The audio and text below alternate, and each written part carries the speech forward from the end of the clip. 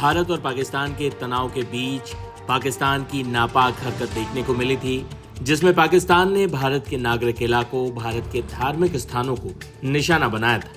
लेकिन हमारे air defence system ने पाकिस्तान की हर नापाक कोशिश को नाकाम कर दिया था। लेकिन इस दौरान भी ये जरूरत खुलकर सामने आई कि नागरिकों को ऐसी आपात स्थिति के लिए तैयार रहना पड़ेगा और जिसके लिए मॉक ड्रिल बेहद जरूरी है।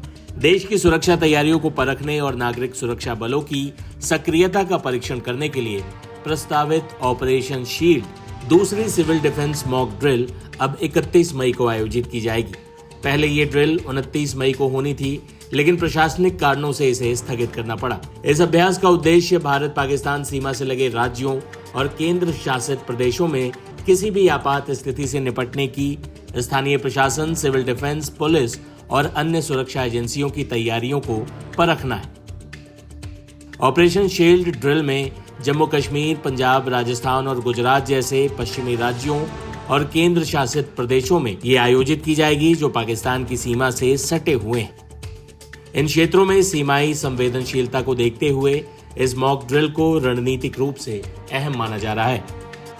ड्रिल के दौरान नकली हमले, आपदा स्थिति, विस्फोट, गैस लीक, आगजनी और सामूहिक घुसपैठ जैसी परिकल्पनाओं पर कार्रवाई की जाएगी।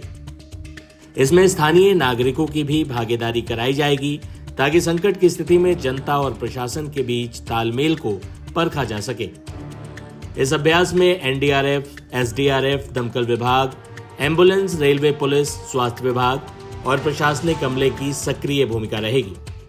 इस तरह की ड्रिल क्यों जरूरी है, सुनिए रक्षा विशेषज्ञ की जुबानी। और जब लड़ाई लड़ते हैं तो ये सिर्फ आर्म फोर्सेस लड़ाई नहीं लड़ती हैं, ये लड़ाई भारत के शहरी भी पूरा का पूरा देश मिलकर लड़ता है और शहरियों का भी कुछ उसके रिस्पॉन्सिबिलिटीज होती हैं।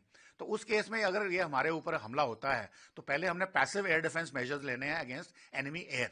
पाकिस्तान की जो एयरफोर्स है वो अगर हमारे पे अटैक करे, यहाँ उनकी कोई मिसाइल अटैक करे, तो यहाँ जान माल का जो नुकसान होना है उसको कम कैसे किया जाए। तो उसके लिए सायरन बजा के लोगों को वार्निंग दी जा सकती है, क्योंकि हमारे रेडार्स उनके जहाज़ों को भी पकड़ेंगे, मिसाइल्स को भी पकड़ेंगे, तो एडवांस वार्निंग होगी ताकि लोग अपनी जान बचाने के लिए बंकर्स में जा सकें या जो भी मेजर्स उनको सिखाए जा रहे हैं वो कर सकें।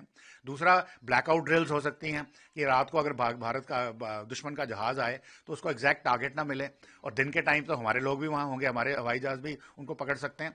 तो इस तरह की जो ड्रिल्स हैं वो करनी ज़रूरी है ताकि लोगों की जान, अगर कोई इंजर्ड हो जाता है तो उसको फर्स्ट एड कैसे देनी है, उसका जहाज इवैक्यूएट कैसे करना है हॉस्पिटल में, ताकि जान और माल की जो क्षति है वो कम से कम की जा सके।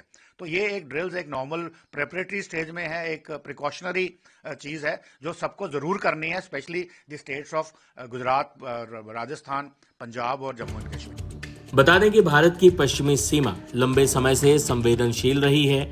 ऐसे में यह अभ्यास केवल अभ्यास नहीं बल्कि राष्ट्रीय सुरक्षा का हिस्सा है। इसके जरिए यह सुनिश्चित किया जाता है कि कोई भी अप्रत्याशित घटना हो तो उस पर तेज, प्रभावी और प्लान्ड प्रतिक्रिया दी जा सके।